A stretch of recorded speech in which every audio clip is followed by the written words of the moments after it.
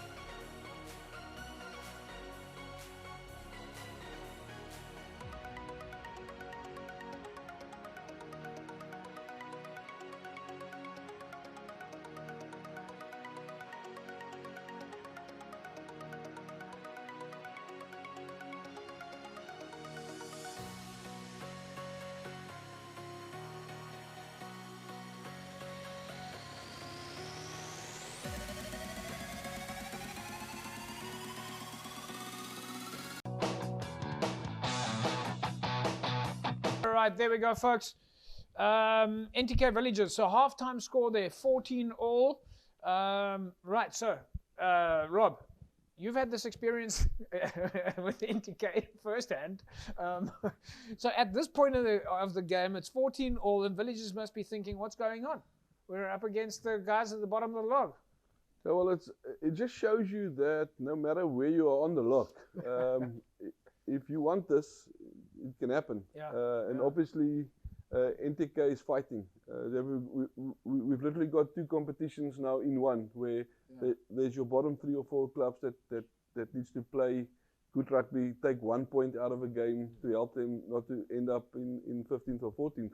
But this is a game of 2 halves, so we're still going to see the second half. we'll see the second. I don't know. Alistair, so your thoughts then? Yeah, Ntk Villagers, it's half-time, it's 14-all, things are looking pretty even. Yeah, look, I was just telling the Rob off air that Ntk has actually found themselves in a couple of games where they were either up half-time or the scores were even. Yeah. You know, but it's playing full 80 minutes. It's been able to compete for 80 minutes because they also in their competition, they're 4th from bottom, so they need to pick up every point that they can. All right, we will bring you the Super League A logs in a second, but let's first take a look at the second half here. This is, of course, Villagers against Ntk.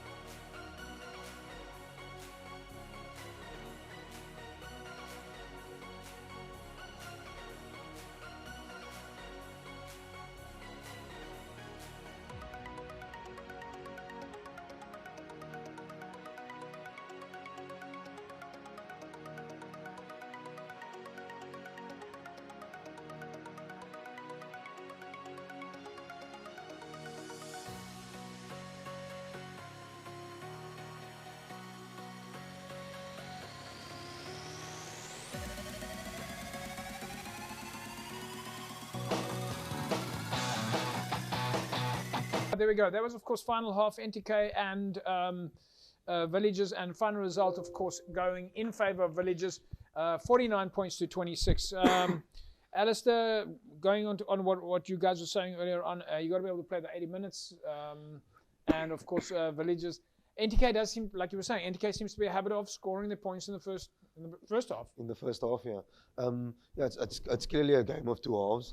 But once those centres of Villagers started carrying hard, you know, breaking the line, forwards coming around, you know, it's just catch up then, and you're constantly finding yourself on the back foot. Rob, what's the way forward for these guys now? This coming weekend, we've got Ntk up against Kales River. Kales River, of course, also want to make sure they stay out of the bottom of the log, and well, of course, Villagers on a bye this weekend.